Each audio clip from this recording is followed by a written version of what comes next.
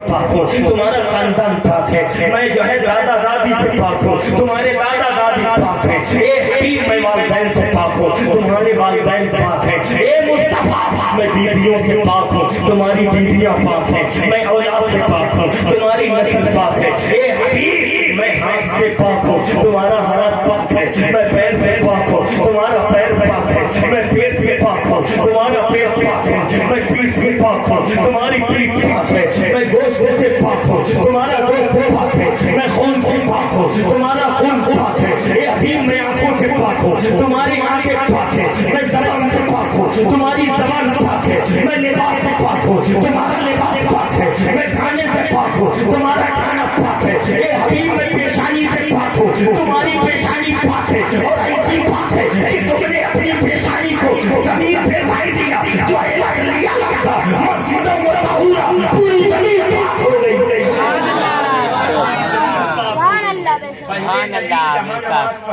پہلے نبی جہاں مصلی بچھاتے وہی جگہ پاک ہوتے، اسی جگہ کو نماز کے لیے مقام بنایا جاتا، لیکن جب میرے آقا تشریف لاتے ہیں اور اپنی پیشانی کو زمین پہ رکھتے ہیں، زمین پہ رکھنا تھا کہ اللہ نے نبی کی پیشانی کے برکت سے پوری زمین کو پاک کر دیا ہے، پاک کر دیا ہے۔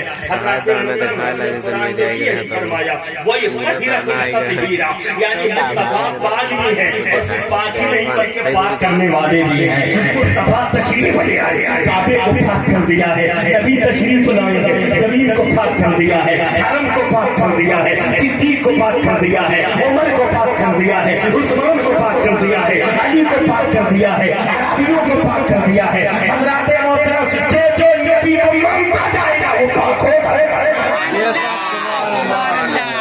تو میرے مصطفیٰ پاک بھی ہیں، پاک کرنے والے بھی ہیں، اور نبی کے صدقے سے علی بھی پاک ہے، وہ بھی پاک کرنے والے بھی ہیں۔ حضرات محترم اور آگے بڑھیے تو اس کے بعد جو ہے اب جہاں پاک کی بات آئی ہے تو سنیں، حضرت صفیہ سرکار کی پھوپھو جان ہے، وہ فرماتی ہیں کہ جو ہے جب سرکار کی ولادت ہوئی، سرکار اپنی پیشانی کو زمین پر رکھ دیا،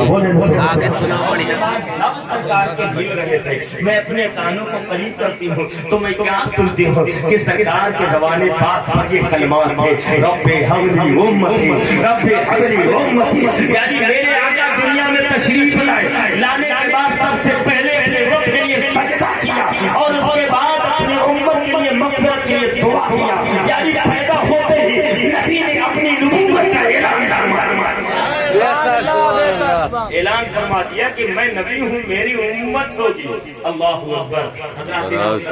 اور ایک بات اور تو ہے، حضرت شفاعی فرماتے ہیں کہ جب سرکار کی ولادت ہوتی ہے تو میں نے کیا دیکھا کہ آمنہ خاتون رضی اللہ تعالیٰ عنہ کے آنگن میں چاند سورج تک جھکے چلے آ رہے ہیں، سارے جو ہے جھکے چلے، اتنا قریب جھک گئے کہ میری زبان سے یہ کلمات نکلتے واللہ کہیں یہ ٹوٹ کر آمنہ کے آنگن میں نہ گر جائیں، جیسے میری زبان سے یہ کلمات نکلتے ہیں آواز آتی ہے، اے شفا، یہ جو ہے ستارے جو جھکے چلے آ رہے ہیں یہ محبوب کی ولادت پر نور کی خیرات بت رہی ہے، یہ سب نور کی خیرات لینے آ رہی ہے۔ اسی کو اعلیٰ حضرت فرماتے ہیں صبح طیبہ میں ہوئی بڑھتا ہے تارا نور کا، صدقہ لینے نور کا آیا ہے تارا نور۔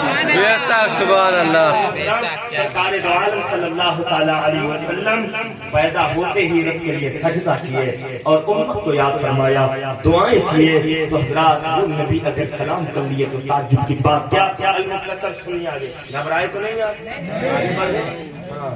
اب اس کے بعد حضرت حلیمہ رضی اللہ تعالیٰ عنہ کہتی ہیں کہ میں اندر داخل ہو گئی، اور جب اندر داخل ہو گئی سفید چادر اوڑے ہوئے مصطفیٰ رام فرماتے ہیں، کہتے ہیں کہ میں نے جو ہے ان کے چہرے سے میں جو ہے چادر کو ہٹاتی ہوں اور دیکھتی ہوں تو کہتی ہے دیکھتی رہ جاتی ہوں، سبحان اللہ، دیکھتی ہوں تو دیکھتی ہی رہ جاتی ہوں، کہتی ہے خدا کی قسم اتنا حسین خوبصورت میں نے آج تک میری نگاہیں دیکھی نہیں تھی، کیسے دیکھتے جب ایسا چہرہ رب نے کسی کو عطا ہی نہیں کیا ہے، عطا ہی نہیں کیا، بلکہ وہ چہرہ دیکھتی رہ گئی، کیوں نہ دیکھتی رہ جائے، کیوں نہ دیکھتی رہ جائے۔ ہمیں میرے مصطفیٰ جب اعلان نبوت کیے نا تو ابو جہل کیا کہتا تھا گلی گلی میں، یہ اعلان کرتا تھا، اے لوگوں کوئی نبی کی محفل میں نہ جائے، اے لوگوں کوئی ان کی بات نہ سنے، اے لوگوں کوئی ان کو نہ دیکھے، اے لوگوں اپنے آپ کو ان کے دیکھنے سے بچاؤ اور تم بھی مت دیکھو، ان کے پاس نہ جاؤ۔ تو جانتے ہو لوگوں نے کیا پوچھا؟ کہا اچھا یہ بتاؤ ان کی محفل میں جائیں گے اگر ان کی بات نہ مانے تو؟ کہا کہ جو ان کے پاس جاتا ہے انہی کا ہو جاتا ہے، ان کے پاس جاتا ہے انہی کا ہو جاتا ہے، اس لیے مت جاؤ۔ بولے کہ جو ہے اچھا ٹھیک ہے، ہم جو ہے ان کی بات نہ مانے، کلمہ نہ پڑھیں، محفل میں نہ جائیں، لیکن چھپ کے ہم دیکھ تو سکتے ہیں۔ بولا نہیں دیکھ بھی نہیں سکتے ہو، اس لیے کہ جو ان کو دیکھتا ہے وہ بھی انہی کا ہو جاتا ہے۔ تو ابو جہل کے لوگوں نے کہا اچھا ہم جیسے دین میں نہ دیکھیں، ان کی محفل میں نہ جائیں، ان کا کلمہ نہ پڑھیں، ان کی بات نہ مانیں، رات میں ہم چھپ کے کہیں سے دیکھ سکتے ہیں؟ تو ابو جہل نے کیا جواب دیا؟ جہاں تک میں نے دیکھا ہے دن سے زیادہ تو مصطفیٰ کا چہرہ رات میں چمکتا ہے، رات میں چمکتا ہے، اس لیے اے لوگوں سنو، کوئی ان کے پاس نہ جائے، کوئی ان کا کلمہ نہ پڑھے، کوئی ان کی بات نہ سنے، ان سے اپنے آپ کو بچاؤ، اور جو تم جو ہے نہ دیکھے نہ وہ تمہیں دیکھنے پائے۔ تو لوگوں نے کہا اتنی پریشانی کی بات کیا ہے؟ بولے کہ ہم نے جہاں تک دیکھا ہے جو ان کو دیکھتا ہے وہی کا ہو جاتا ہے، جو ان کی محفل میں جاتا ہے پلٹ کر نہیں آتا ہے، جو رات میں دیکھتا ہے ان کے چہرے کو ان کا ہو جاتا ہے۔ تو حضرات محترم دنیا کوشش میں رہی ہے کہ ان کو دیکھا نہ جائے، کیسا رب نے عطا فرمایا ہے حسن و جمال کہ حضرات زمانہ روک رہا ہے کہ نبی کے چہرے کو نہ دیکھا جائے، نبی کے جو ہے صورت کو نہ دیکھی جائے، نبی کے سیرت کو جو ہے نہ دیکھی جائے۔ حضرات محترم ابو جہل اعلان کرتا رہا، ابو جہل لوگوں کو روکتا رہا، لیکن دنیا میں ہر طرح کے لوگ ہوتے ہیں، کوئی چیز منع کیا جائے نا تو بہت سے لوگ نہیں ماننے والے ہیں۔ جیسے مثال کے طور پر میں آپ سے کہوں اے نبی منانے والوں، اے نبی کی آمد پہ خوشیاں منانے والوں، میں کہوں آپ سے ذرا آپ نہائے دھوئے پاک صاف ہو نا۔ اس میں کچھ لوگ نہیں بول رہے پتنگ کا سب پاک صاف ہو، سب پاک صاحب ہے نا، ہمارا خدا پاک ہے نا، بولے نا ہمارا خدا پاک ہے، میں نام لوں گا بولنا آگے آپ کو، میرا خدا پاک ہے، میرا نبی پاک ہے، میرا قرآن پاک ہے، میرا دین پاک ہے، میرا کعبہ پاک ہے، میرا غوث اعظم پاک ہے، میرے خواجہ غریب نواز پاک ہے، میرے وارث پاک ہے، میرے سامنے پاک ہے، میرے مخدوم پاک ہے، مجاہد ملت پاک ہے، حبیب ملت پاک ہے، سب پاک ہے۔ میرا خدا پاک ہے، میرا نبی پاک ہے، میرا قرآن پاک ہے، میرا دین پاک ہے، میرا کعبہ پاک ہے، غوث اعظم پاک ہے، خواجہ غریب نواز پاک ہے، اولیاء پاک ہے، ہمیں جب سب پاک ہیں ہم ماننے والے قادر پاک۔ بے شک سبحان اللہ۔ آج نہا دھولی ہوں گی آپ لوگ، ایسا ہے پاک ہو کر ہی چلے، ہے نا، تو بات نہ ہی پوچھنا نہیں، ہے نا۔ تو اگر میں یہ کہہ دوں تو نہ ماننے والے بہت طرح کے لوگ ہوتے ہیں، میں کہہ دوں کہ یار پاک صاف ہو تو ایک کام کریے جلسہ کے بعد کراٹا مت لیجیے گا، بلکہ اذان فجر کے ہو تو آئیے نماز فجر شروع کرنے پڑیے، ہے نا۔ بے شک کچھ تو مانیں گے کہ کہیں مولانا لوگ کا کام ہے یہی ہے نا، کچھ لوگ کہیں نہیں صحیح کہیں گے کہ صحیح ہے، نماز پڑھنے کی فائدہ آپ ہی کا ہے، کچھ لوگ پڑھیں کچھ لوگ نہ مانیں، ہے نا۔ اسی طرح وہاں بھی تھے، ابو جہل روک رہا تھا مگر کچھ لوگ کہیں ایسا کیسے ہو سکتا، آدم سے لے کر آپ تک کبھی کسی کے بارے میں نہیں روکا گیا، وہاں نہ جاؤ، ان کو نہ دیکھو، ان کا نہ دیکھو، ان کا نہ دیکھو۔ کیسا انسان آ گیا ہے کہ زمانہ روک رہا دیکھنے کے لیے۔ ہم بات نہیں مانیں گے لیکن دیکھیں گے، ہم کلمہ نہیں پڑھیں گے لیکن دیکھیں گے ضرور۔ اور یہی ابو جہل کے پاس ایک بڑھیا سن رہی تھی، ہے نا۔ حالانکہ اس واقعہ کو کسی نے کہا من گڑا تھا، لیکن میں معتبر کتاب میں پڑھا ہوں، ٹھیک ہے۔ ایک بڑھیا ابو جہل کی بات سن رہی تھی، بولے کیا کہہ رہے ہو؟ بولے جو ان کو دیکھتا ہے انہیں کو ہو جاتا ہے۔ تو بڑھیا نے فیصلہ کیا معلوم ہے، کہا میں نہ دیکھوں گی نہ میں ان کی بنوں گی، کیا کہ پورا سامان گٹھی باندھی اور باندھ کے دروازے کو اتار رکھے اور انتظار کرتی رہی کونوں آوے گٹھری اٹھاوے، کوئی آیا ہی نہیں، اللہ تو محبوب ہی آیا ہے۔ بیسا سبحان اللہ۔ بولے ماں کائے کے انتظار؟ بس گٹھری اٹھانے کا انتظار ہے۔ میرے نبی نے کہا میں اٹھا دیتا ہوں۔ سرکار گٹھری اٹھائے، جب وہ کاندھے تک لائے، بازو دیکھے گٹھری کے وزن کو محسوس کیا، نبی نے فرمایا ماں تیرے بازو کمزور ہیں، گٹھری وزن ہے، بتا کہاں پہنچانا ہے میں پہنچا دیتا ہوں، چلیے میرے ساتھ۔ لے کر کے گئے بستی کے باہر ایک مقام پر، بڑھیا نے کہا رکھ دیجیے، سرکار نے رکھ دیا، اور اس کے بعد اس نے کہا قیمت، بولے قیمت نہیں لیتے۔ تو اس کے بعد اس نے کہا کہ آپ بڑی خوبصورت ہو اور مکہ شریف جا رہے ہو لیکن بستے رہنا ایک شخص سے۔ تو اس کے بعد سرکار نے فرمایا ماں کیا میں پوچھ سکتا ہوں؟ بولے ہاں پوچھو۔ بولے گھر کہاں؟ بولے مکے میں۔ شوہر کہاں؟ مکے میں۔ اولادیں کہاں؟ مکے میں۔ خاندان کہاں؟ مکے میں۔ جائیداد کہاں؟ مکے میں۔ نبی نے فرمایا جب شوہر مکے میں، خاندان مکے میں، گھر مکے میں، سب کچھ مکے میں، مکہ کاہے چھوڑ دو؟ تو بڑھیا نے کہا میں نے سنا ہے معاذ اللہ محمد جادوگر پیدا ہوا معاذ اللہ۔ اس کے بعد اسی کے ڈر سے میں بھاگ آئی، میں نے سنا کہ ان کو دیکھتا انہیں کا ہو جاتا ہے، میں نے فیصلہ کیا نہ دیکھوں گی نہ بنوں گی نہ بنوں گی، اس لیے میں بھاگ آئی۔ نبی نے کہا چلو کعبے کا نام تو بتائے جاؤ۔ نبی نے کہا جس کے ڈر سے تم مکہ سے بھاگی ہے، شوہر سے چھوڑی ہے، اولاد سے دور ہوئی ہے، کوئی یار نہیں، وہی محمد تیری گٹی اٹھا کر آیا۔ محمد تیری گٹی اٹھا کر آیا۔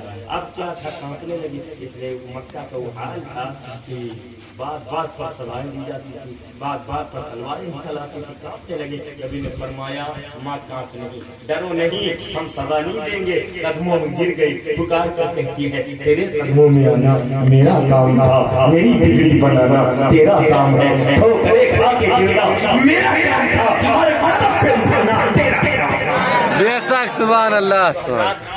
سرکار کو دیکھیے پکار کر کہے کہ چہرہ دیکھ کر کے میرے دل و ضمیر یہ پکارتے ہیں کہ جھوٹے کا چہرہ نہیں بلکہ اللہ کے محبوب کا چہرہ۔